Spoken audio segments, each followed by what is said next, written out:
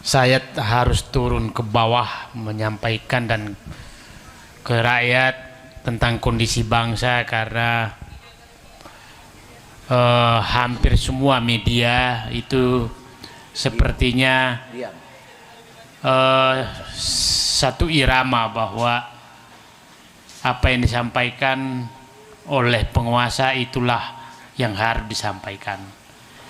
Anda bisa bayangkan 12 tahun kita dibohongi oleh mobil SMK, tapi setiap muncul mobil SMK itu selalu jadi berita di seluruh media. Jadi saya tadi kaget tahu-tahu SMK yang jelas bohong-bohongan dari Cina dikasih merek di sini, dikasih juara, 2 juaranya di pameran mobil.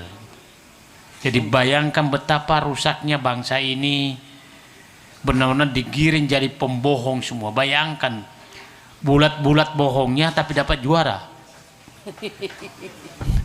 Nggak terbayang saya bangsa ini mau dibawa kemana. Dan media juga sama. Jadi saya berharap sih masih ada kelompok masyarakat yang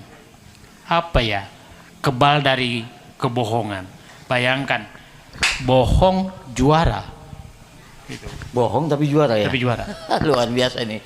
Jadi saya tidak tahu apa lagi yang saya ini kan. Nah, sengaja saya menyampaikan terus ini 10 warisan Jokowi yang akan diterima oleh bangsa ini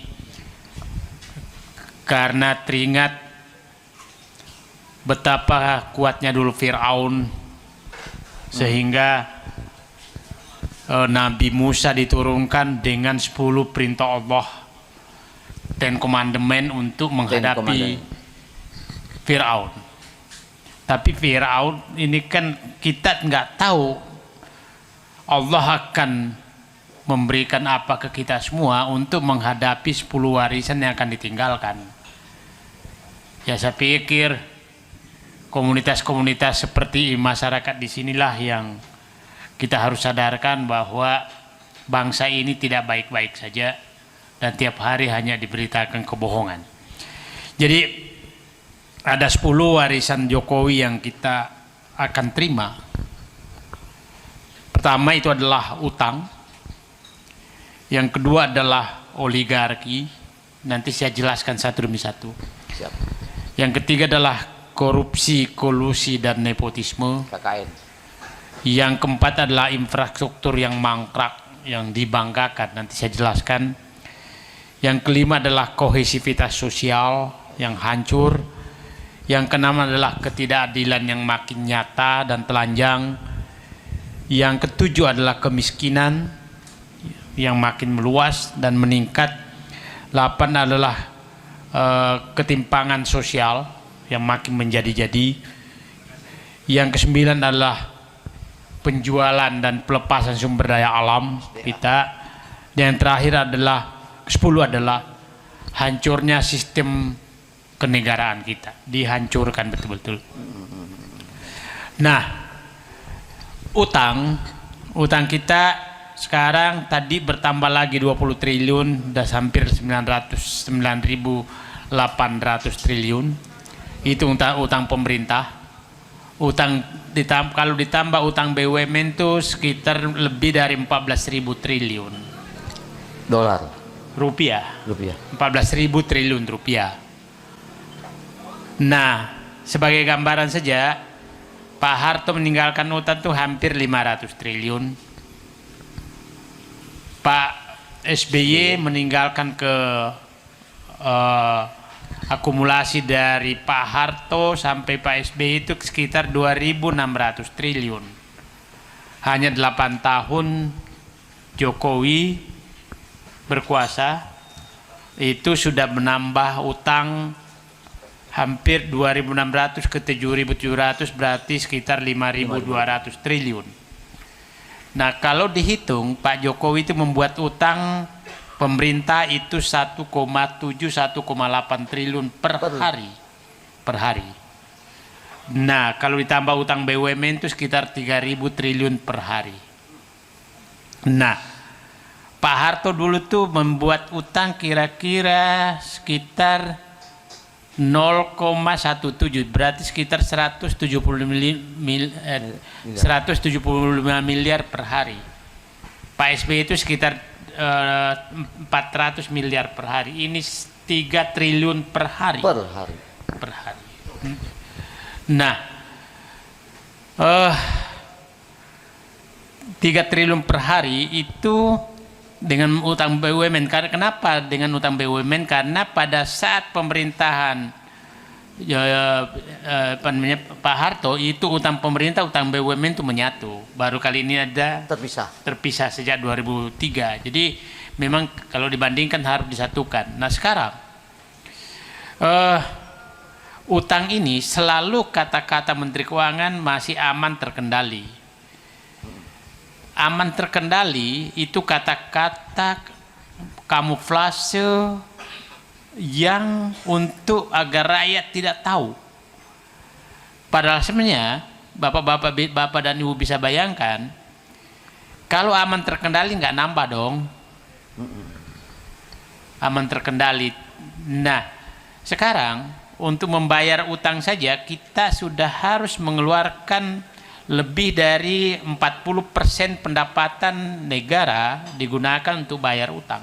40%. 40%. Separuhnya ya. 40% mendekati separuhnya untuk bayar utang.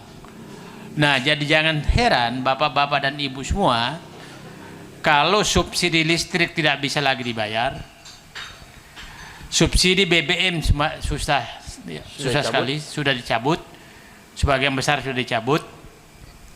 Kemudian subsidi pupuk semakin dikurangi. Kemudian jalan-jalan yang bukan jalan tol itu banyak berlobang. Biaya sekolah semakin susah. Biaya kesehatan semakin susah. Nah, karena memang uang habis untuk bayar utang. Jadi pendapatan negara sekarang kira-kira 2.000 triliun itu sebenarnya hampir 900 triliun dipakai untuk bayar utang. 900 triliun dipakai bayar utang. Nah, jadi kalau ada menyatakan, nah sekarang utang ini mau diselesaikan nggak? Nah, tadi saya yang lucu ada calon presiden tahun 2019 yang bertentangan sama sekali dengan presiden sekarang. Tapi kembali menyatakan akan melanjutkan apa yang dilakukan Jokowi. Terus dulu orang berdarah-darah membela dia itu apa artinya? Dulu ratusan orang meninggal membela dia, terus sekarang mau melanjutkan apa yang dulu dilawan. Jadi hanya ya saya kenal dia, tapi ya saya bilang ini kewarasan kita sudah dijual sedemikian rupa. Siap. Jadi saya juga kadang-kadang bersyukur, untung dia nggak terpilih tahun 2019. Kalau dia terpilih mungkin makin hancur negeri ini. Ternyata nggak punya pendirian sama sekali. Ya. Jadi Allah masih sayang ke negeri ini karena ya yang terpilih pembohong. Yang kedua, kita ditinggalkan oligarki. Oligarki ini sekarang, mohon maaf aja, oligarki sangat nyata bahwa rakyat tidak lagi berdaulat terhadap negerinya karena semua rakyat itu sudah bisa dibayar oleh yang punya uang. Saya ketemu salah satu tokoh besar, tokoh pergerakan besar kemarin, dan dia menyatakan ketua organisasi mahasiswa terbesar di Indonesia ketemu dia dan mengaku dia sudah digaji oleh penguasa. Organisasi mahasiswa terbesar, nggak usah saya sebutkan namanya, pasti bapak-bapak udah tahu. Dia udah digaji pemerintah. Nah, hampir semua ormas-ormas pemuda itu digaji pemerintah oleh penguasa. Penguasa menggaji dari mana mereka? Dari oligarki. Nah, oligarki ini sudah sangat-sangat berkuasa. Oligarki apa sih? Adalah yang ini pengusaha yang memanfaatkan kekuasaan untuk menumpuk kekayaan dan membentuk kekuasaan berikutnya, itu namanya oligarki. Pengusaha bukan tidak semua menjadi oligarki. Oligarki adalah yang memanfaatkan kekuasaan untuk kepentingannya dan mengatur kembali kekuasaan berikutnya. Nah, Itu yang sudah terjadi. Jadi saya heran, saya ngobrol tadi malam, beberapa calon presiden dan wakil presiden itu sudah membujuk partai-partai menyatakan bahwa pilihlah saya akan berikan uang dan kita akan dibantu oleh aparat negara untuk mendapatkan suara Anda, partai Anda supaya tidak terdegradasi dan partai Anda bertambah besar. Udah begitu permainan. Masya Allah. Artinya kalau kita menyatakan bahwa sekarang tidak sedikit politisi itu udah merancang kejahatan. Itu kan merancang kejahatan namanya kalau ingin mendapatkan suara dengan menggunakan kekuasaan, apalagi aparat. Cara yang ilegal. Cara ilegal. Nah, saya heran itu dan itu terjadi. Itu yang nggak usah lah mereka pura-pura karena kita paham juga, saya paham lah kelakuan mereka semua. Rahasia umum ya. Rahasia, ya nggak juga, karena mereka kalau tampil di publik itu seakan-akan paling agamis.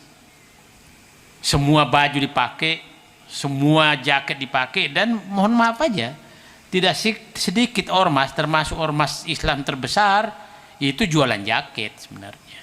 Jualan jaket maksudnya siapa yang punya uang dikasihlah jaket. Oke, dan saya pikir Bapak tahu ada tokoh ormas terbesar, seakan-akan dialah penentu satu abad ormas itu. Tahu muncul kan? Muncul. Ya ketua panitia. Ya. Nah, gimana? Nah, terus masa yang lahir dari sini itu diam aja, nggak ada yang protes juga. Jadi ya, saya juga kadang-kadang ini kita yang gila atau mereka yang gila sebenarnya ini udah nggak ada moralitas yang dipakai. Ya mohon maaf aja, ormasnya juga diam kok pada saat dikasih jaket. Nggak ada yang bicara tuh. Ada nggak bicara sekarang? Nggak juga kan? Biasa-biasa aja. Nah, kemana bangsa ini mau dibawa kalau etika sudah seperti itu? Saya katakan oligarki. Karena siapa yang punya uang bisa membeli jaket apa saja, walaupun jaket itu sedang kau pakai, kalau aku mau maka aku ambil jaket itu. Dan yang punya jaket rela memberikan jaket itu. Asal ada piti. Ya. Asal ada piti. Ya udah salah. Nah ini udahlah. Ini jualan jaket aja. Jadi saya kalau ada pimpinan ormas sebentar dulu juga, siapa tahu kau jualan jaket aja sebenarnya. Jadi, nah.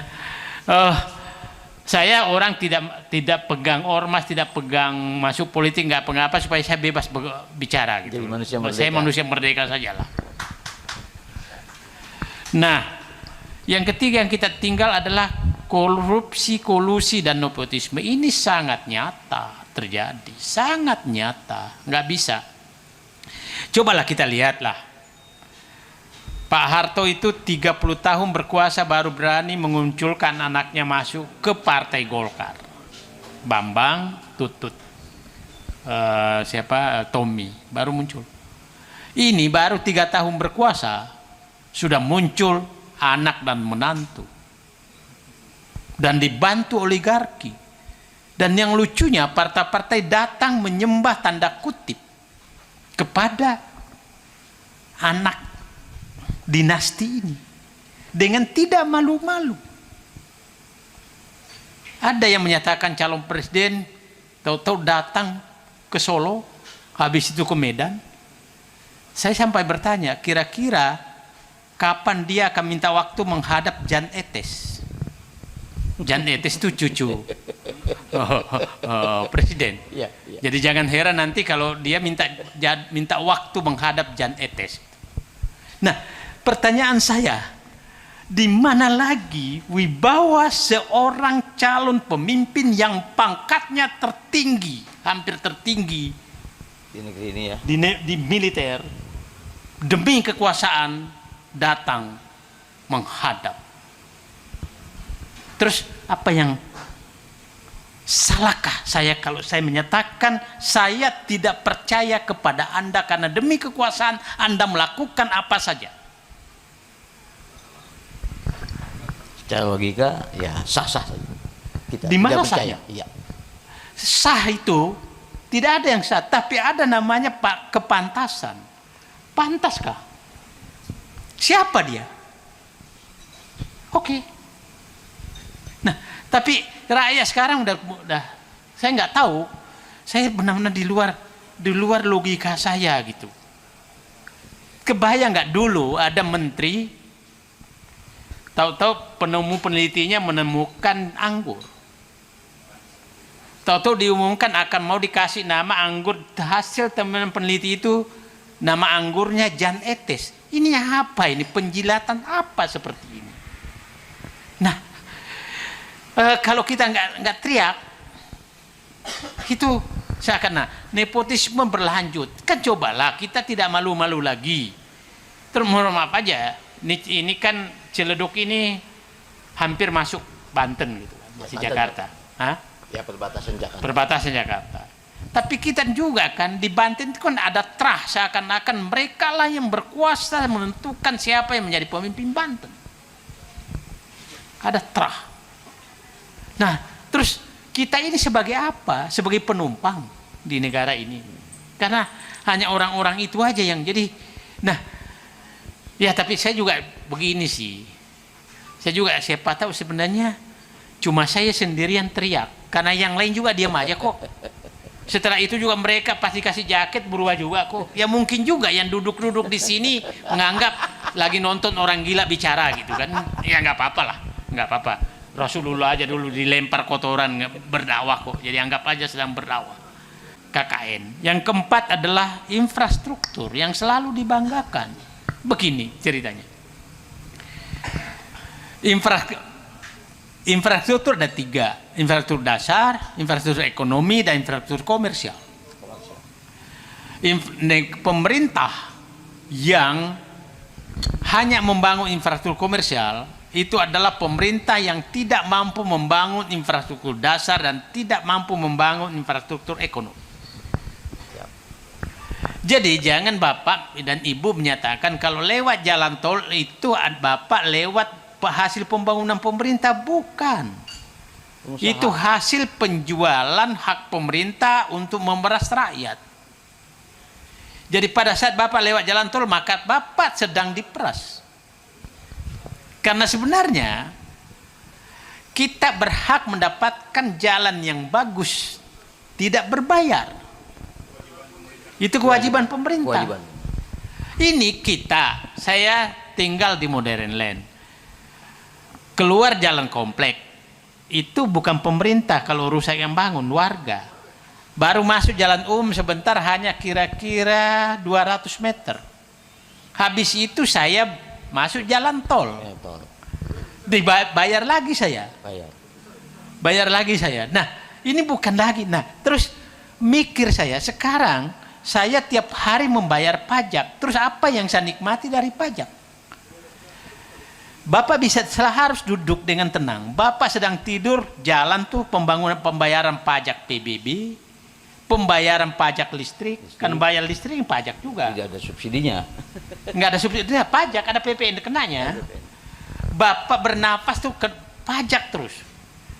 PBB bawa mobil bayar kena pajak, beli bensin kena pajak, kemudian keluar di jalan raya ada jalan penerangan jalan itu kan kita bayar.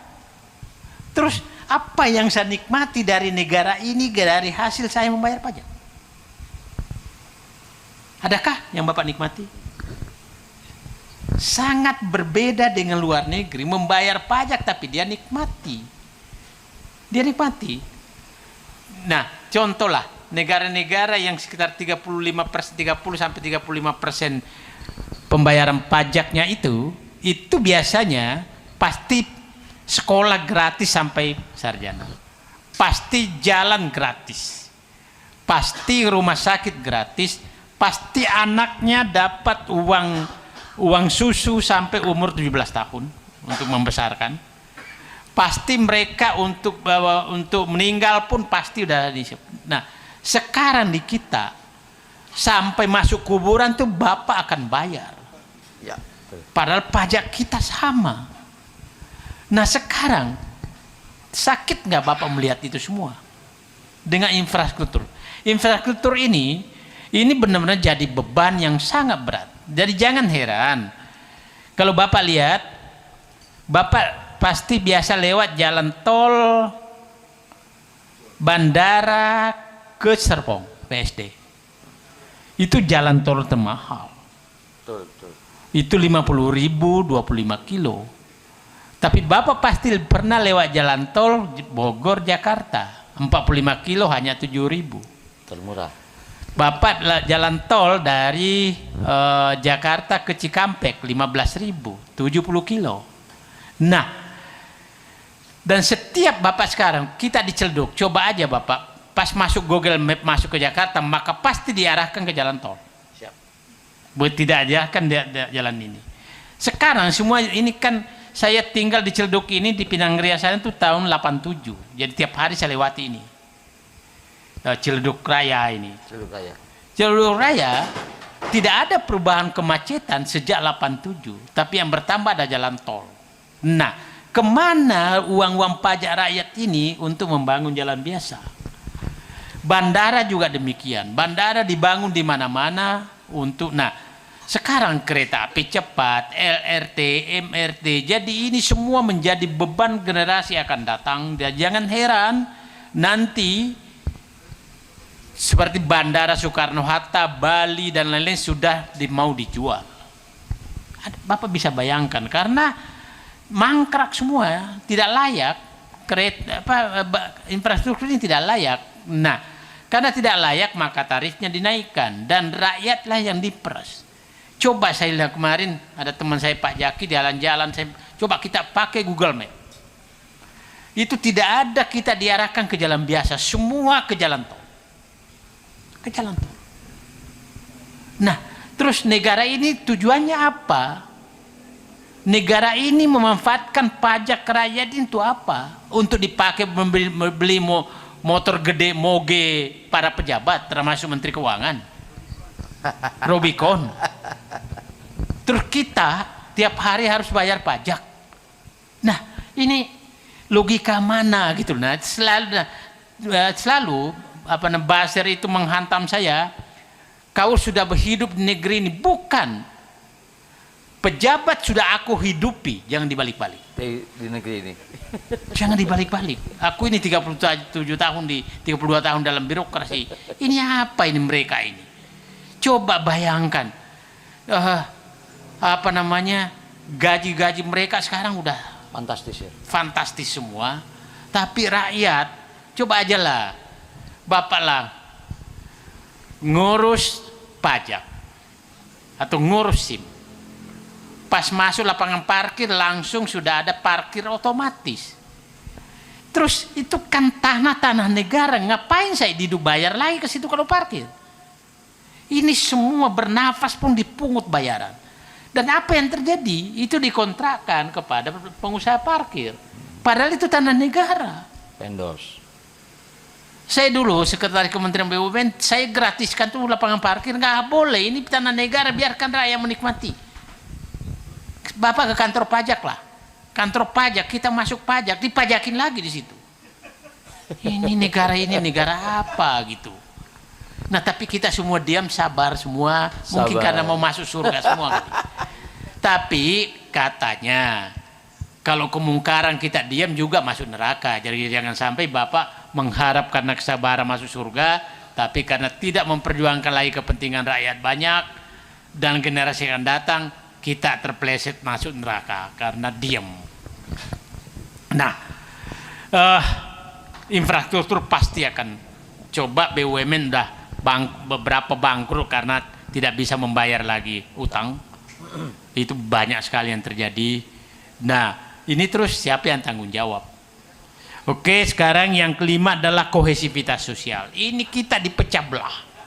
Selalu dipecah belah. Dan dipecah belah itu adalah Islam. Islam.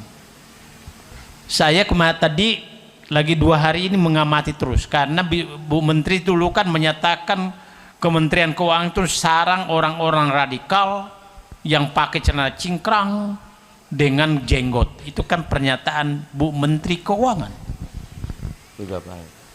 Saya bilang ini, kalau dia bekerja baik, kenapa dipersoalkan celana cingkrang? Kenapa dipersoalkan berjenggot? Tapi saya lihat kemarin foto-foto motor gede itu, orang-orang kayanya Kementerian Keuangan, nggak ada tuh yang pakai celana cingkrang tuh, nggak ada yang pakai jenggot. Oh ternyata ini yang disukai, kira-kira tidak berjenggot, tidak celana cingkrang, tapi merampok negara. Kira-kira begitulah kesimpulannya. Karena saya lihat foto-fotonya nggak ada pakai celana cingkrang, nggak ada. Nah jaket kulit saya juga, saya nggak ngerti kenapa kebencian kepada orang-orang yang melaksanakan ajaran agamanya yang masuk agama Islam. Kalau agama lain itu nggak dipersoalkan, itu selalu dia akan seakan-akan jadi musuh negara. Itu pertanyaan besar saya, nah, jangan sampai karena namanya Muhammad Said itu dianggap juga musuh negara karena ada nama Muhammad. Ini kenapa? Padahal yang memerdekakan negeri ini adalah umat Islam, gitu loh. Itu saya nggak heran. Ya tapi katanya sih kalau PKI bangkit memang begitu, katanya. Nah, infrastruktur ini ya cobalah nanti kalau di negara lain itu ya, kalau ada jalan berlobang dan itu motornya kena, itu maka dia datang ke kantor wali kota memaki-maki wali kota.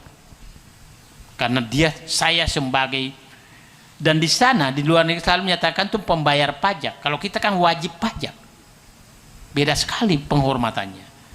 Mari kita hormati para pembayar pajak. Kalau di sini mari kita awasi wajib pajak, para wajib pajak itu kan berbeda sekali memang. Nah sementara para pegawai pajak pesta pora gitu kan. Menikmati hasil pajak kita. Nah, rakyat tidak sadar tuh bahwa tiap hari bayar pajak ini kita minum 11% pajak. Jadi jangan nganggap ini. Jadi ya saya pikir sekarang saatnya rakyat belanjalah di toko-toko yang tidak wajib pajak gitu loh. Warteg apa sekali itu kan nggak wajib pajak.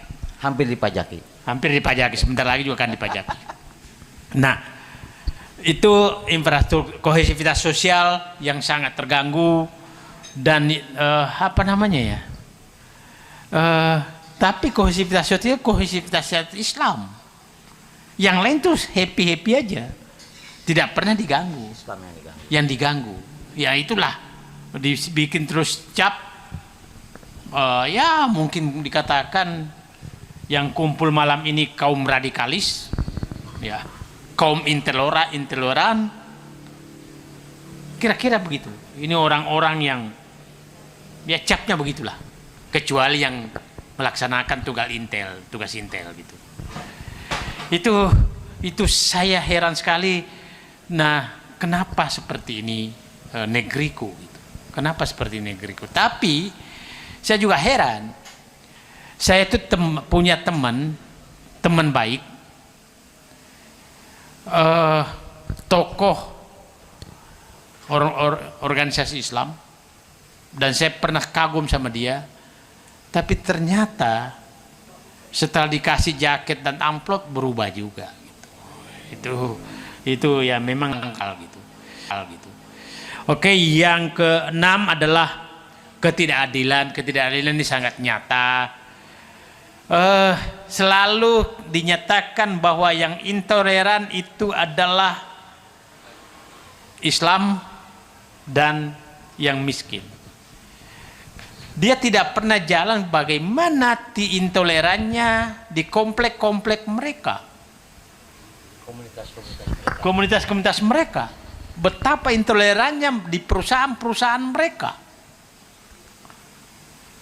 Tidak akan pernah namanya yang rajin sholat akan mendapatkan posisi baik di perusahaan mereka. Tidak akan pernah. Tapi itu tidak pernah dipersoalkan. Mungkin tidak pernah mereka jalan-jalan ke pantai Indah Kapuk melihat bagaimana ketimpangan dan intoleransi berjalan dengan sempurna dan dijaga oleh aparat. Dia nggak pernah. Tapi kalau kita persoalkan itu, maka kita dianggap calon-calon radikal, mungkin dianggap calon teroris. Padahal kita persoalkan ketidakadilan, ketimpangan yang terjadi. Tapi pasti kita dicap. Jadi persoalannya adalah siapa yang membela si miskin, siapa yang membela yang terpojok, maka dia dianggap radikal. Maka jadilah penyembah oligarki dan kekuasaan. Kalau Anda mau aman, kan kira-kira seperti itu. Nah, itu kohesivitas sosial kita. Ya kalau ada yang mengikuti Twitter saya itu buzzernya itu ampun, semua kata-kata kotor keluar, tidak ada lagi yang enggak. Tapi emang gua pikirin, gua nggak pikirin, aku ngomong apa yang aku suka, terserah. Lu suka apa nggak suka, itu maki-makinya ampun. Ya jadi saya hanya larang istri anak saya jangan kau baca, karena itu memang setan itu. Jadi nggak anggap aja setan. Jadi nggak buzzer itu, semua kata-kata kasar keluar itu. Kan ada selalu dimunculkan tuh saya foto jabat tangan dengan Jokowi, iya kan? Ya. Kan kejadiannya begini, tapi kan ngapain juga sih? Tapi bapak-bapak paham lah. Jadi itu di depan jenazah Gus Solah. Gus Solah wafat, saya datang. Kebetulan Pak Jokowi datang, saya duduk di baris kedua. Pak Jokowi salamin semua orang, termasuk di baris kedua. Ya jauh tunduklah saya. Masa saya nggak mau jabatan sama presiden? Maksudnya dia mengulurkan tangan terus saya tarik tangan saya? Ya. Satu, dia pejabat negara, saya hormati dong. Tapi di bawah pasir, saya duduk tunduk-tunduk mau cari jabatan. Jancok kalian semua. Jadi ya kayak begitulah. Nah saya menghormati presiden karena dia mengulurkan tangan untuk jabatan sama saya. Kok dianggap saya mah ini apa? Tapi ya udahlah, ya udahlah. Nah, jadi kayak begitu terus, dan itu diulang terus, dan itu terus bilang Said itu pecatan. Saya nggak pernah dipecat kok, saya mengundurkan diri. Nah, saya memang diberhentikan di Bukit Asam karena saya melawan ada suatu rencana proyek yang dimarkup dari 50 triliun menjadi 70 triliun, dan saya tidak mau tanda tangan. Itu oke. Kalau yang lain kan saya mengundurkan diri. Tapi yang bilang pecatan, nggak ini. Ya tapi nggak apa-apa lah. Dipecat sama setan itu sama dengan bukan setan, kan kira-kira begitu. Keluar dari lingkaran setan. Keluar dari lingkaran setan. Jadi, nah, kohesivitas sosial kita hancur, betul-betul dihancurkan. Dan kita terbuai dengan itu.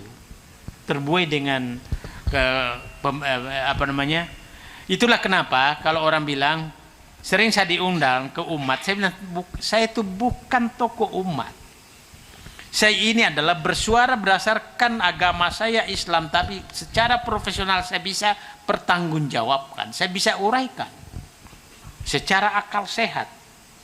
Jadi kalau disuruh nanya-nanya ayat-ayat nggak hafal saya, biarkanlah. Dan tapi hati saya karena nasihat orang tua bapak saya itu perintis kemerdekaan syarikat Islam, jadi saya dasarnya kuat sekali. Tapi saya bukan tokoh agama. Jadi kalau disuruh ceramah di masjid, saya di masjid nggak bisa saya bukan komunitas masjid. Kalau di halaman masjid seperti ini masih mau saya. Kalau dalam masjid bukan ranah saya gitu. Yang ketujuh, kemiskinan. Kemiskinan jangan menganggap bahwa ini rakyat nggak miskin. Ini dianggap, karena itu sebenarnya itu kan selalu ada bansos yang dibagikan. Bansos itu dari mana? Dari utang. Utang kita ini saya katakan itu kan dianggapnya terus Menteri Keuangan aman. Gimana aman? Anak kecil yang tidak paham pun kalau dia hanya bisa ngutang untuk membangun negara dengan bunga tertinggi, itu apa hebatnya? Bunga utang kita tuh mendekati 7%. 7% per tahun. Nah, itulah kenapa ketimpangan dan kemiskinan semakin terjadi. Kan begini, bapak-bapak menabung di bank sekarang bunganya kira-kira 1%. 1%. Deposito 1,5 sampai 2%. Tapi surat utang negara yang dibeli orang kaya bunganya 7%.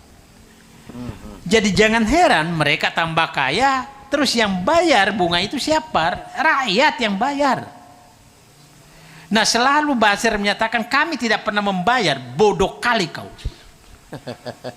Harga bensin itu naik karena kau bayar utang. Harga rokok naik itu karena kau bayar utang. Transportasi kau naik itu karena kau bayar utang. Indomie naik itu karena kau bayar utang. Tapi tidak pernah merasa bayar utang. Nah, ini rakyat sadar, kau semua yang naik itu karena kau sedang bayar utang. Tapi kau selalu membela bahwa tidak pernah bayar utang. Nah, bayangkan pemerintahan Jokowi itu semua uang di bawah kasur itu sudah dibongkar, diambil. Sudah dibongkar.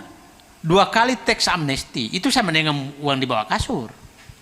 Tax amnesty itu maksudnya begini, mengambil hasil potensi tagihan pajak oleh pemerintahan yang akan datang dan diambil oleh dia. Itu namanya tax amnesty. Jadi ada kira-kira Said Didu ini masih ada utang pajaknya, bisa ditagih nanti, saya kasih diskon kamu deh, bayar aja 10-20%. Maka pemerintahan akan datang, tidak ada lagi hak tagih pajak. Itu namanya tax amnesty. Dan Jokowi sudah 2 kali melakukan itu. Nah, akhirnya ya dana haji pun dipakai. Jangan menyatakan enggak, kita tahu itu dipakai, gitu kan. Nah, kemarin kan pernah dana zakat infak juga mau dipakai gitu loh. Ini pemerintah apa, pajak dinaikkan, infak sedekah mau diambil, dana haji diambil. Aduh. Nah, kemiskinan, kemudian ketimpangan sosial saya sudah jelaskan tadi. Cobalah lihat ketimpangan yang terjadi semakin menjadi-jadi.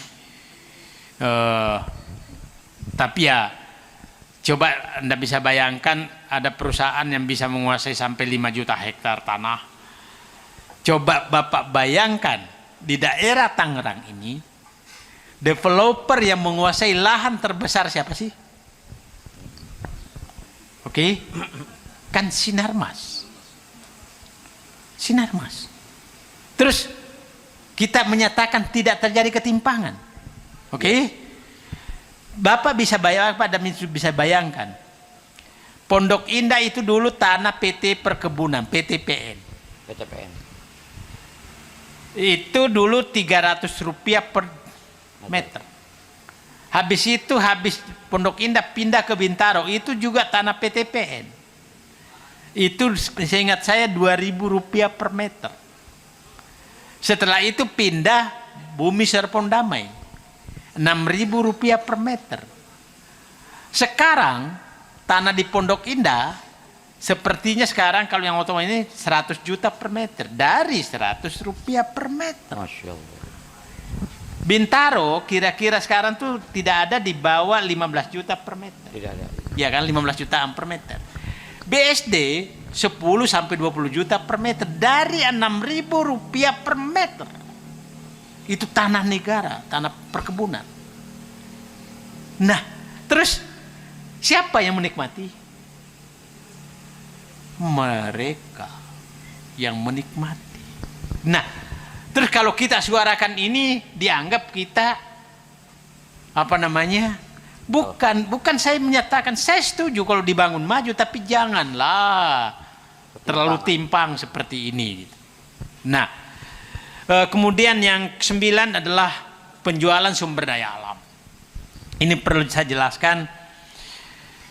Pak Jokowi itu bangga sekali dulu menyatakan bahwa mengambil alih Freeport. Itu gampang sekali. Itu bukan mengambil alih, itu membeli. Sama dan menyatakan baru pertama kali pemerintah Indonesia bisa mengambil alih. Siapa bilang pertama kali? SBY itu membeli Inalum. 2009. Dibeli dari APBN, bukan dari utang. Freeport itu beli dari utang, sampai sekarang masih utang dan bayar utang terus. Tapi di saat yang sama dia bagi-bagi tambang, boksit, nikel, emas ke Cina dengan tanda kutip gratis. Terus hebatnya di mana? Jadi bangga membeli dari Amerika, memberikan gratis ke Cina. Terus Logikanya di mana? para pendukungnya tepuk tangan.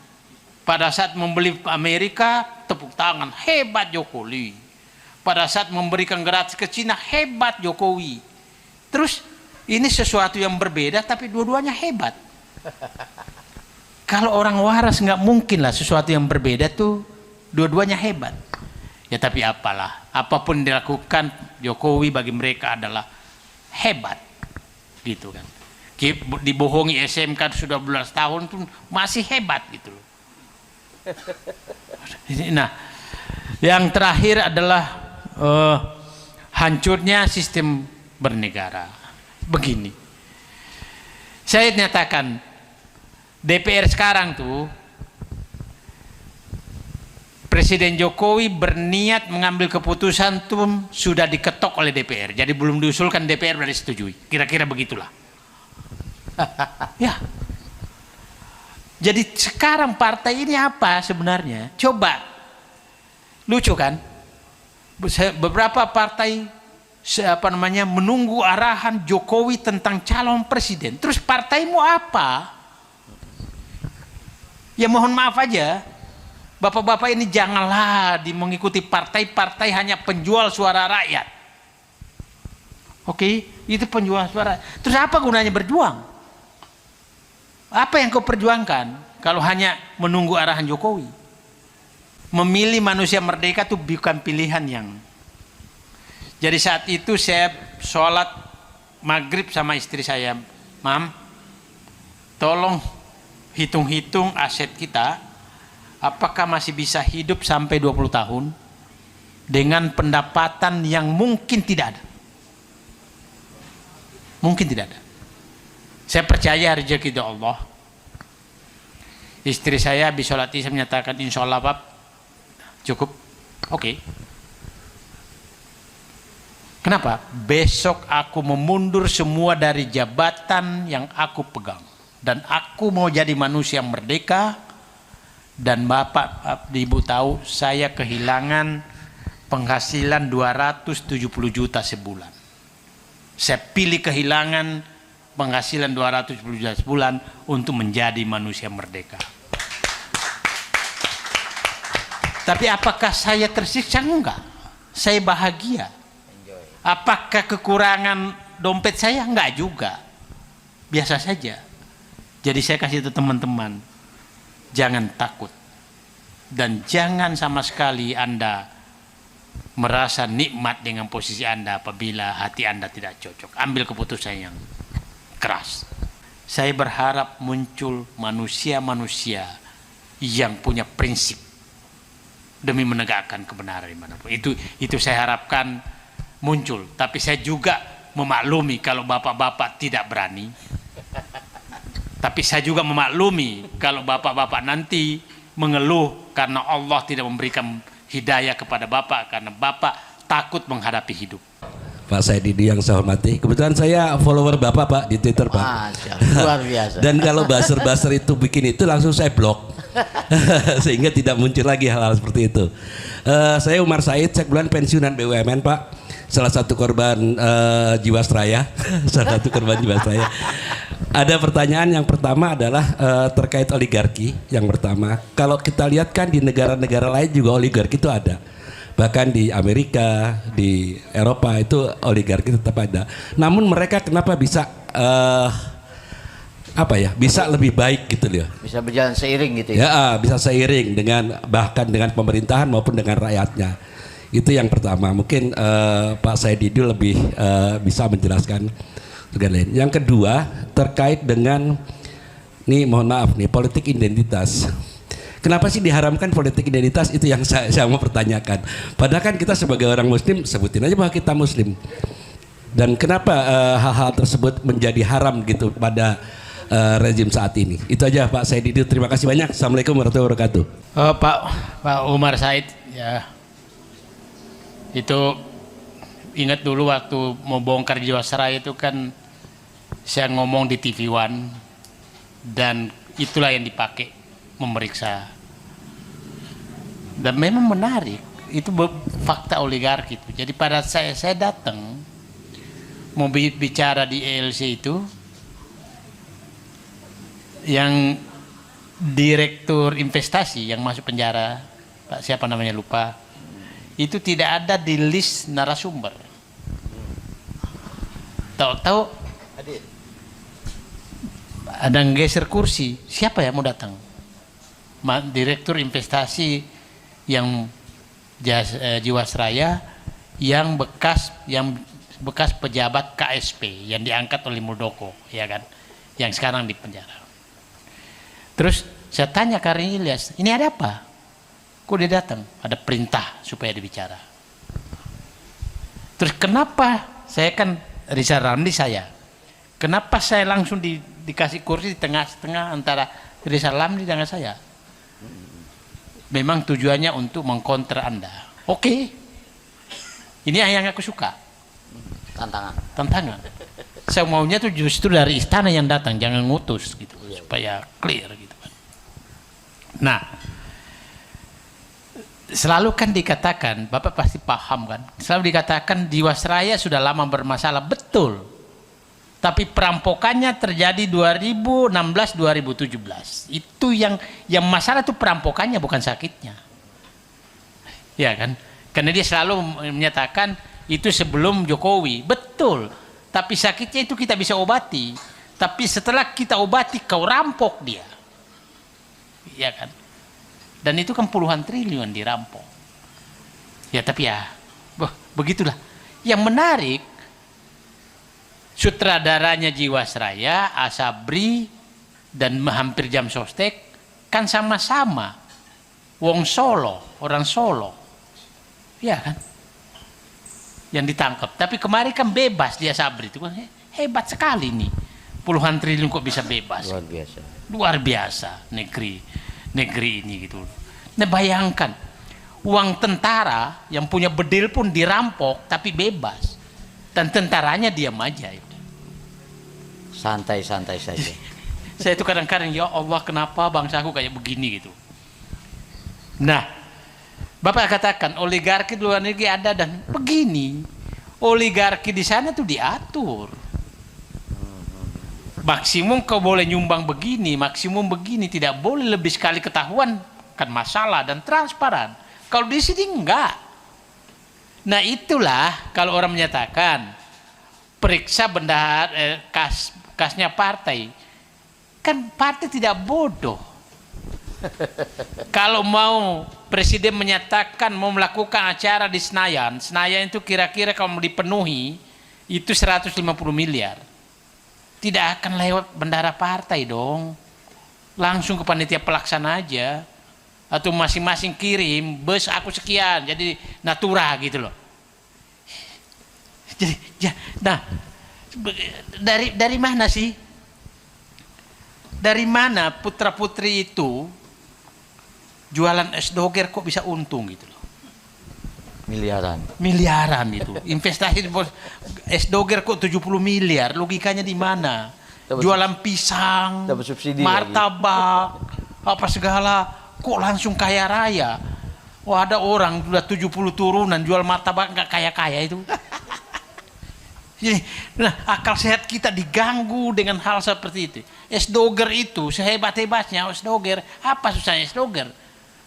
Es doger itu, ya udahlah, saya itu es yang paling enak karena murah, maka paling masa masuk modal 70 miliar untuk bisnis es doger. Kau mencuci uang yang mencuci uang lah, beli pesawat gitu. Ya kalau jatuh ya jatuh lah gitu. Es doger, kau mencuci uang di es doger, menyiksa rakyat itu. Menghina rakyat. Nah, oligarki di sana diatur, Pak. Jadi saya begini. Waktu pemilihan Trump, saya datang ke Amerika, sengaja datang ke Washington, dan saya duduk lama bolak-balik di depan Trump Center, dan saya protes betul. Orang Amerika kan paling dikenal menghormati etika. Nah saya bilang Trump ini orang yang paling tidak beretika di seluruh dunia. Main perempuan, main apa, semua dilakukan gitu. Kok disukai orang Amerika? Ini kan logika saya, ini dunia ini mau hancur nih. Kan di sana kan Sekali Anda mencuri, langsung kena. Ini orang nggak bermoral, kok disukai orang Amerika? Saya tanya, kenapa kau suka Trump? Dia bilang, langsung, sini kamu, lihat tuh, ini semua gedung ini sudah dimiliki loh Cina. Gedung-gedung di sekitar Trump Center.